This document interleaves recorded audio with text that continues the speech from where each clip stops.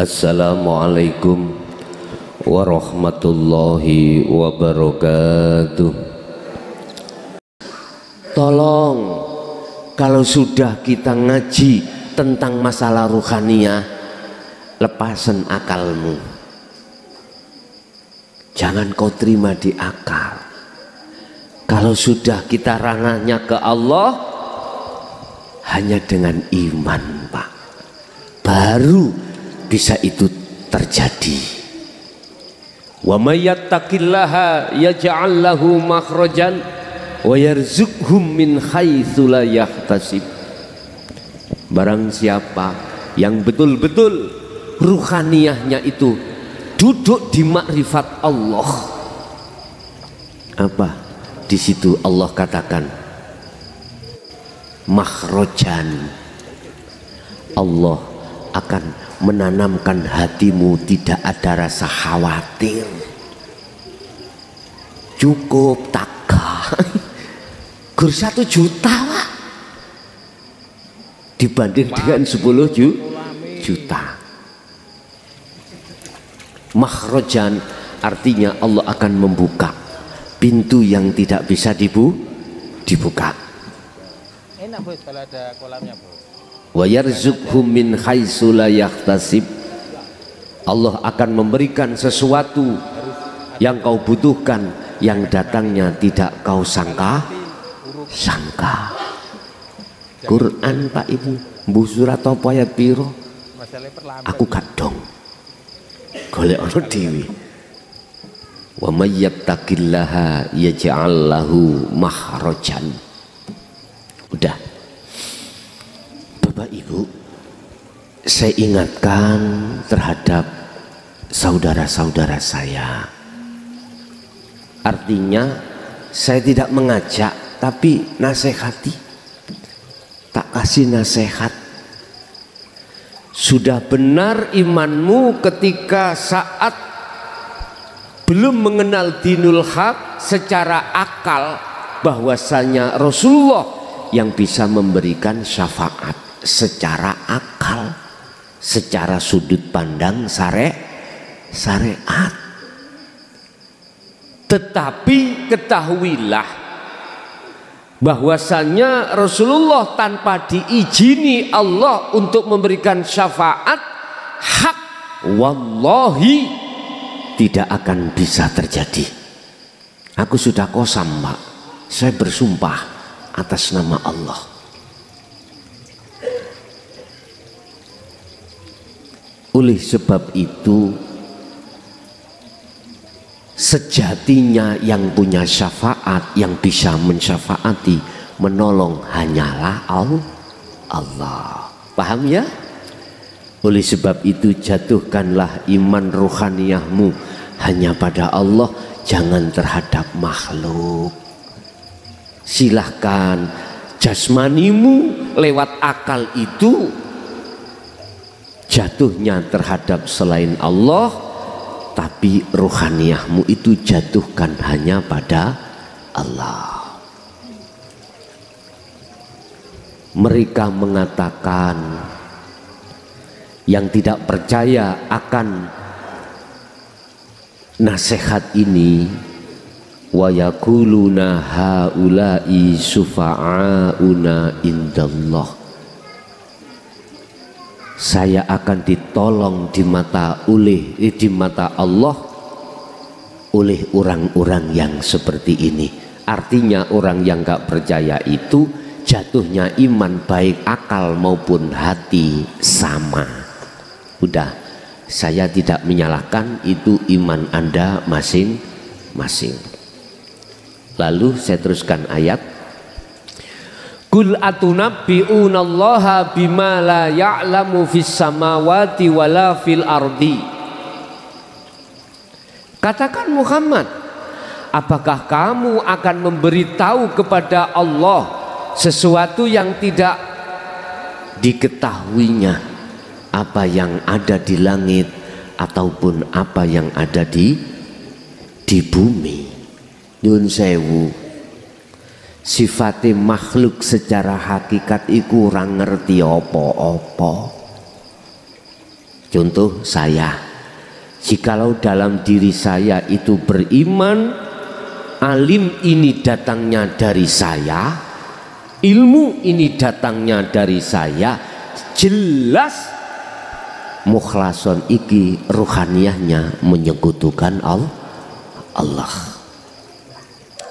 Bagaimana mungkin makhluk satu bisa memberikan syafaat terhadap makhluk yang lain, lawang dirinya itu tidak bisa menolong dirinya sendiri. Wa ma ubarri'u, saya tidak bisa bebas. Wa ma ubarri'u nafsi, innan nafsa la amaratum bisu. Jikalau tidak ada pertolongan dari Allah, saya tidak akan pernah bebas dari pengaruhnya hawa nafsu. Oke Pak,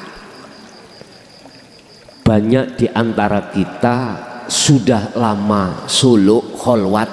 Mengapa nggak bisa wusul? Karena masih merasa diri kita itu yang melakukan itu.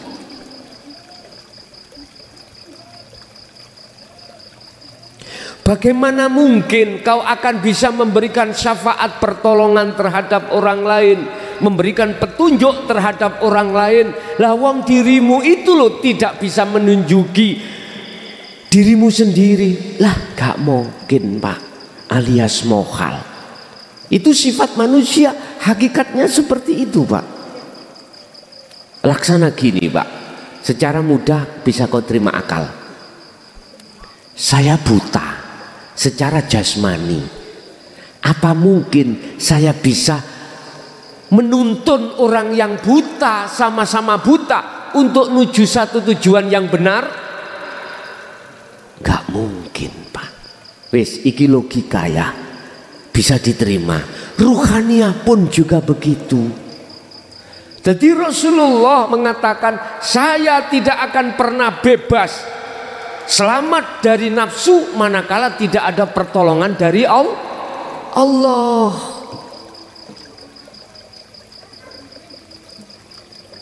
Oh Gus, nek ngono gak usah maca-maca sholawat. Yo tidak seperti itulah, enggak Pak. Saya tidak mengcancel apa keimanan jenengan selama ini, enggak. Cuman saya luruskan supaya rohaniyahmu itu tidak kesasar gitu loh maksud saya. Ya silakan membaca solawat itu terus sampai kapanpun, tapi tak nasehati ketika kau bersolawat ruhaniyahmu jatuhnya hanya pada Allah, otomatis harus bertajalli, paham? Wis nek ngono Gus gak katik sembayang, gak katik nyapo-nyapo, gak katik nyapo-nyapo. Wong kita katanya gak bisa apa-apa. Sik tak takoki. Kuwi tak gemei rokok biasa rokokan gelem gak? Purun. Oh ya keliru awakmu nek ngono. Wetengmu luwe nggih. Kile dhuwit gawe tuku mangan. Oh nggih kula trimoni. Keliru nek kuwi mangan. Lah terus sing bener ya apa? Gini lho Pak ya. Gregeten aku rek. Laku yang ada kaitannya dengan jasmani lho ya. Apa yang dibutuhkan secara jasmani?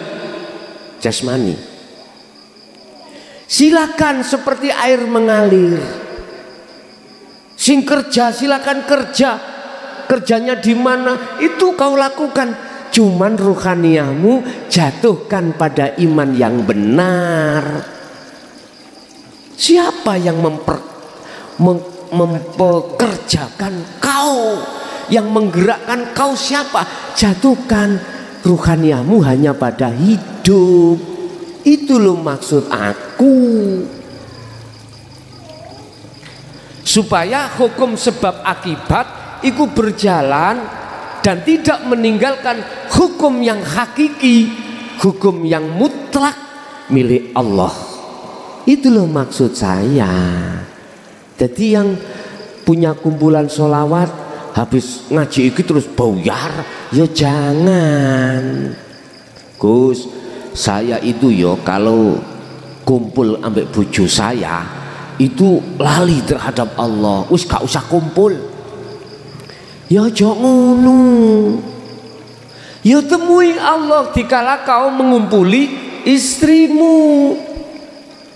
Jangan lantas kau tinggalkan, jangan. Di situ ada Allah ndak?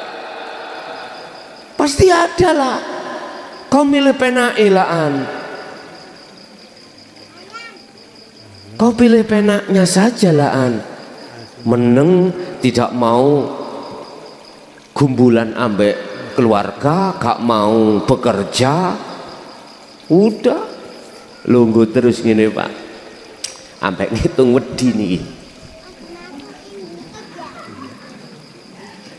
Tapi mangan doyan, lu tak jejeki ngono. Kalau begini terus, ya mestisan kau gak usah mangan. Milih enak itu ay tiba wong-wong iki. Paham maksud saya ya? Rasulullah itu tidak pernah melarang terhadap hak asasi umatnya. Bahkan Rasulullah itu tidak punya sakit hati tatkala ada umatnya yang menolak ajaran beliau. Enggak Pak. Tapi pernah Pak, hatinya sempit, pernah susah. Dasarnya karena mesakno. Kasihan terhadap umatku, kaifa ummati ya Jibril, sing nolak ajaranku setelah tak tinggal besok bagaimana? Ini Pak, sempat beliau itu manahipun hatinya itu sempit, akhirnya langsung ditegur Allah. Dalam surah apa? Buka di dalam surat Al-Hijr ayat 94 sampai 99. Ketika Rasulullah memberikan ajarannya dinul haq dengan terang-terangan ini, terang-terangan Pak Rasulullah, gak singit-singitan. Awalnya memang sembunyi-sembunyi, tapi ketika turunnya surat Al-Hijr 94 sampai 99, terakhir Al-Hijr itu sampai 99 ayatnya, beliau mengalami kaum terpecah menjadi dua. Pertama ada yang menerima, kedua menolak. Beliau sudah dijuluki adalah Al-Maksum. Makrifatnya itu sudah sempurna. Makanya jangan heran ketika umatnya menolak, beliau itu melihat Allahnya yang menjadikan menolak itu. Bukan semata-mata karena umatnya makhluk itu, enggak. Bagaimana ketika saat malaikat Jibril melihat secara syariat umatnya menolak ajaran ini dan Muhammad itu dicaci maki bahkan dihantam oleh kaum Taif dengan kotoran unta, nggak tega malaikat Jibril. Muhammad, kaum Taif saya habiskan aja karena menolak ajaranmu. Bagaimana beliau? Jangan. Dia memang belum mengerti. Siapa tahu nanti dia sadar, siapa tahu keturunannya itu menjadi pengikut setiaku. Begitu Rasulullah. Beda dengan umat-umat sebelum Rasulullah Muhammad ini. Wong gak dikasih sodoran terhadap malaikat yang nyodorno. Ya Allah, Nabi Yunus termasuk siapapun, hanguskan saja umat-umat sing nolak ajaran yang benar ini. Akhirnya apa Pak? dihanguskan. Itulah alasan mengapa Nabi dan Rasul selain Muhammad itu tidak bisa mensyafaati umat. Rasulullah yang sudah sempurna aja pernah terjadi sempit hatinya. Sempitnya bukan karena dia itu sakit hati, enggak. Sempitnya karena sifat atau nafsu lawamah. Kasihan Pak, kasihan. Ya Allah, kasihan. Akhirnya ditegur Allah, Muhammad, jangan sempit dadamu.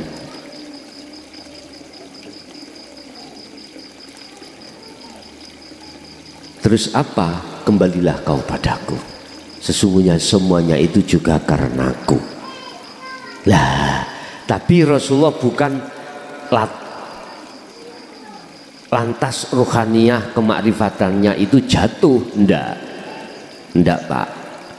Karena maksum, beliau itu sudah akhirnya dikembalikan pada Allah semuanya. Terus bertanya dalam surat yang terakhir Al-Hijr 99 itu, ya, sampai kapan saya kholwat ya Allah, sampai kapan saya uzlah ini, sampai kapan? Dijawab dalam ayat itu, sampai mati pun kau tetap harus berkholwat. Ya Karim.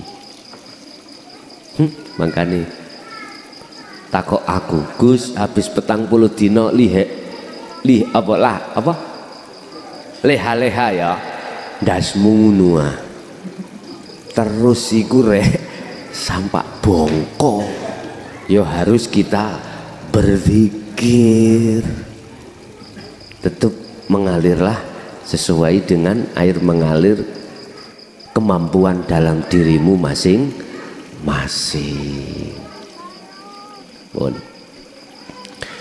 Subhanahu maha suci,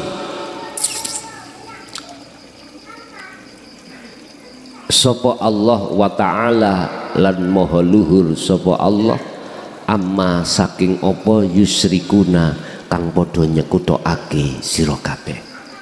Walaupun Allah kau sekutukan ya, itu tidak akan mengurangi atas kemurnian kesucian Allah, tidak. Walaupun kita tidak menyembah Allah, itu tidak akan menjadikan kurangi sifat ketuhanannya Allah. Lho ngoten lho iki. Berarti manfaatnya kita anibudullaha wajtanibut taghut itu kembali pada diri kita masing-masing.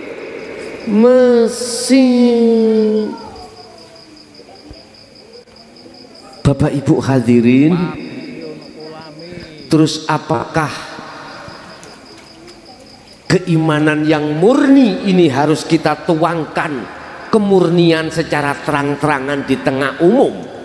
Misalnya niki terjadi longsor, Gusti Allah yang ngelongsor no, langsung kita ucap seperti itu? Jangan dulu, cukup itu bergemuruh di dalam hatimu. Berhubung kita menghadapi makom umum, yang makom umum itu hanya menuangkan iman di dalam akal, yo ngomong ngorek, yo air itu yang menjadikan longsor, air banjir itu yang menjebolkan tanggul, tapi ruhaniyahmu, imannya jatuhnya Allah. Ane sampean ditakoni anak sampean bojo sampean sing gak dong, Pak arepe nanti salat misalki mangan, mari mangan Pak emang mangan nah salat duduk sing mangan sing salat Allah, gak kira-kira gak membuat ngeluh. Orang yang awam mah ngeluh toh ya Pak. Jawab kita cuman begini Pak, untuk mendekati iman yang benar. Saya sholat, saya makan, sing gerakkan saya itu adalah Allah. Ditanya sama istri jenengan, Allah yang mana bi? Hidup iku sing ono jeruku lan joboku. Hidup itu yang ada di dalam dan di luar diriku. Kalau hidup itu yang ada di dalam, lah roh itu rupanya ya opo bi? Misale roh iku yang mana? Kalau yang ada itu di dalam jenengan itu adalah Allah. Diuber-uber Pak iki Pak. Kuwi nek takon persoalan roh iku yang mana? Roh itu tidak ada bagi jenengan yang sudah makrifat datang Gusti Allah. Sama halnya begini, tak masukkan di akalmu paham. Sebelum air hujan sampai di lautan tetap itu air hujan. Tapi setelah air hujan ikut turun jelek di lautan, mana sebutan air hujan? Nggak ada. Itulah laksana Anda tadi, innalillahi, datangnya dari Allah, kembalinya wa inna ilaihi raji'un. Terus yang kawendel takok ngene, kalau itu dari Allah berarti roh iku Allah yo. Nah iki wis gelut Pak suwe-suwe ngene iki. Anda tidak akan pernah paham kalau Anda belum terlibat langsung sudah turun menjadi air laut. Kalau kita bicara ruh, ya bukan Allah lah Pak, ruh itu gitu loh. Terus kapan kita itu tidak menyebut nama ruh itu kapan? Ketika ruh itu sudah kembali kepada Allah. Selama ruh itu belum bisa kembali kepada Allah, selama itu yusik disebut makhluk jenenge roh. Pertanyaan Pak luwih kejem. Bagaimana caranya dengan mudah saya itu tahu sebetulnya wujudnya Allah itu bagaimana? Iki serem tambahan nggih, serem. Oke, Pak. Takon tak jawab dewi. Biar apa jenenge cair gitu loh. Gini Pak, aku tanya, kita sebagai makhluk aslinya ada atau tidak ada? Jelas tidak ada. Adanya kita sebab ada yang mengadakan. Siapa yang mengadakan? Yang maha ada. Itulah Allah. Oke. Jikalau kau ingin tahu sebetulnya yang ada sesungguhnya, kembalilah kau terhadap asalmu. Apa asalmu? Tidak ada. Jikalau kau sudah kembali pada aslimu tidak ada, berarti kau tidak merasa ada. Kalau tidak merasa ada, berarti kau tidak merasa yang melakukan. Kau tidak merasa yang melihat, tidak merasa yang mendengar, tidak merasa yang ngaji, tidak merasa yang soge, tidak merasa yang alim, tidak merasa yang berjabat, tidak merasa yang tinggi. Karena kau sudah tidak. Ketika detik-detik Anda sudah kembali kepada asalmu, maka bagimu akan nyatalah yang ada. Innallaha, sesungguhnya Allah itu al-haqqul mubinun, hak benar, al-mubin yang nyata. Mengapa kita mengatakan Allah gak nyata? Karena kita masih merasa ada. Ngono lho jomblomu lho. Ngerti jomblo? Begitulah sifat manusia itu. Angel nggih.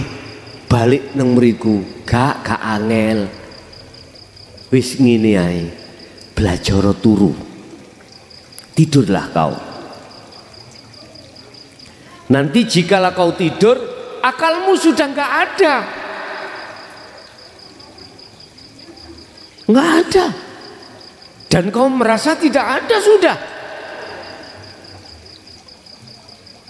Bangun-bangun awak seger, ya. Ngeluh-ngeluh hilang, Pak. Subhanallah. Saya kalau memakai dalil akli, Pak, akal, gak mampu, Pak, bandawino kluyuran sobo embong. Gak mampu. Jasadku gak mampu, Pak. Lagian saya itu makan 2 kali udah cukup, Pak. Sebetulnya itu. Tapi secara imun jelas nggak mampu, Pak. Nggak mampu. Tapi iman yang kita pergunakan, alhamdulillah sampai detik ini masih bertahan. Tadi pagi kula niku wis ngreges kerja, mboten kerja tadi saya sudah izin sama staf-staf saya. Tolong saya nggak kerja ya karena ngreges. Kopiah saya miring sudah gitu. Udah, akhirnya nggih pun sampai istirahat.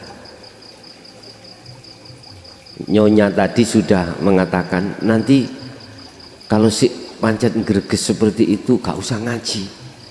Imanku bicara, matek ning kriyan gak ada masalah aku. Bisa? Paham maksud aku? Iman berhubung sudah mancap di situ, akhirnya kupluk gak miring tadi kenceng lah. Apalagi ini nanti ada yang kasih minum STMJ. Apa STMJ? Susu telur tak delok-delok iya kula dereng semerap padahal dereng tak demok blas. Tapi ambu, Pak, imanku iku STMJ ngono. Nah, aman. Pun.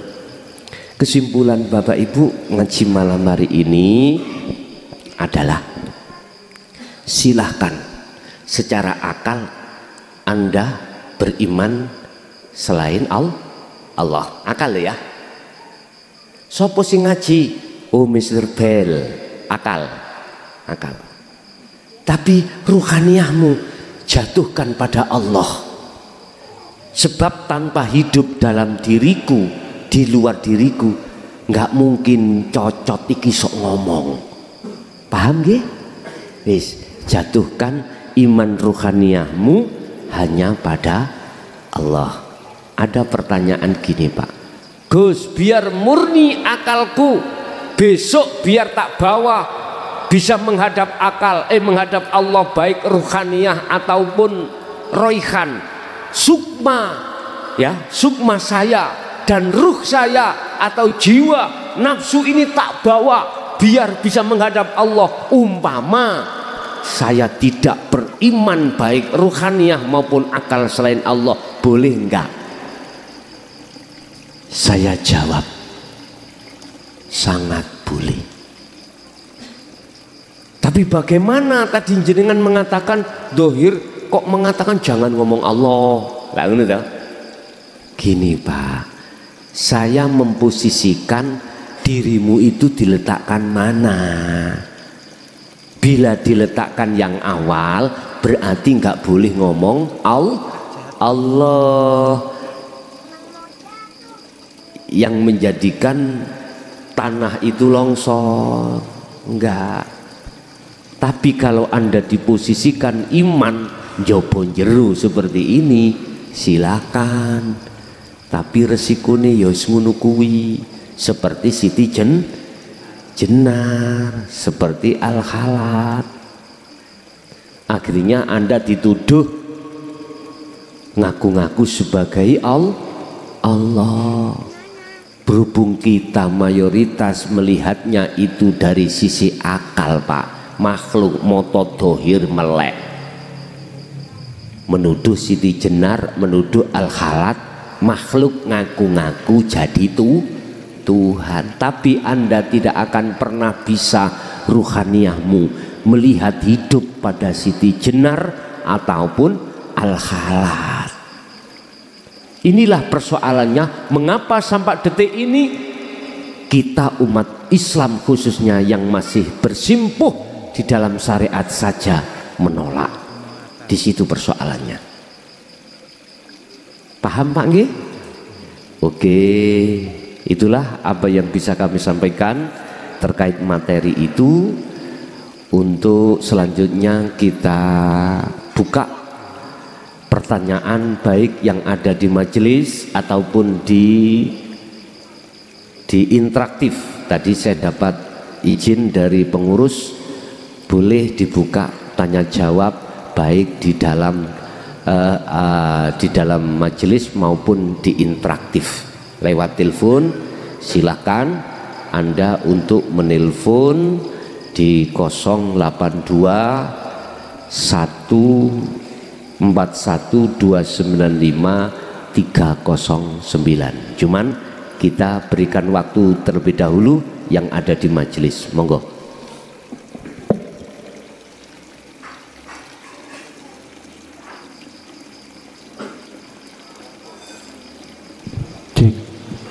Monggo Bapak-bapak.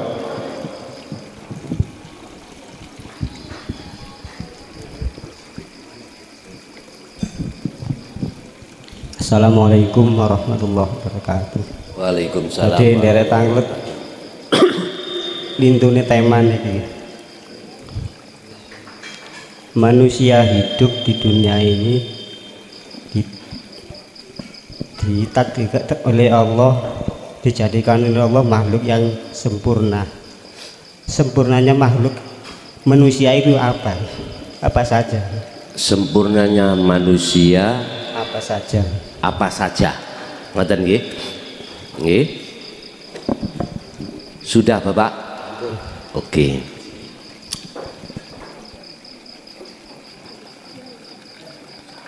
Innal insana sak temeni manungso iku, ayatnya mengatakan ahsani takwim, sesempurna-sempurna manusia bila mana dibanding dengan makhluk yang lain. Lah, tingkat kesempurnaan manusia itu diletak mana saja? Ini pertanyaannya Pak ya.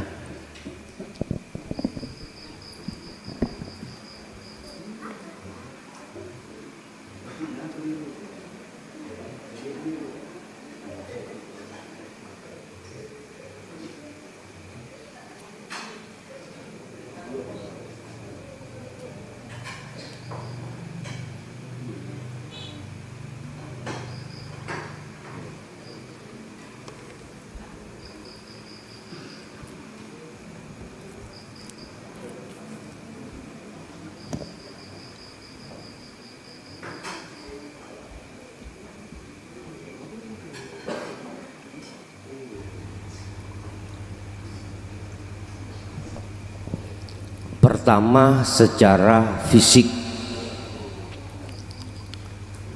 kita diciptakan Allah lebih sempurna daripada makhluk yang lain.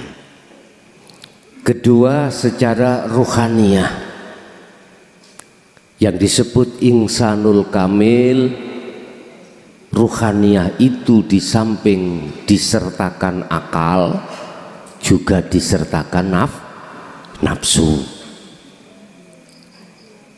Kalau kita bicara tentang masalah kesempurnaan secara syariah seperti itu. Cuman saja kalau sedikit kita tarik dari secara hakikat,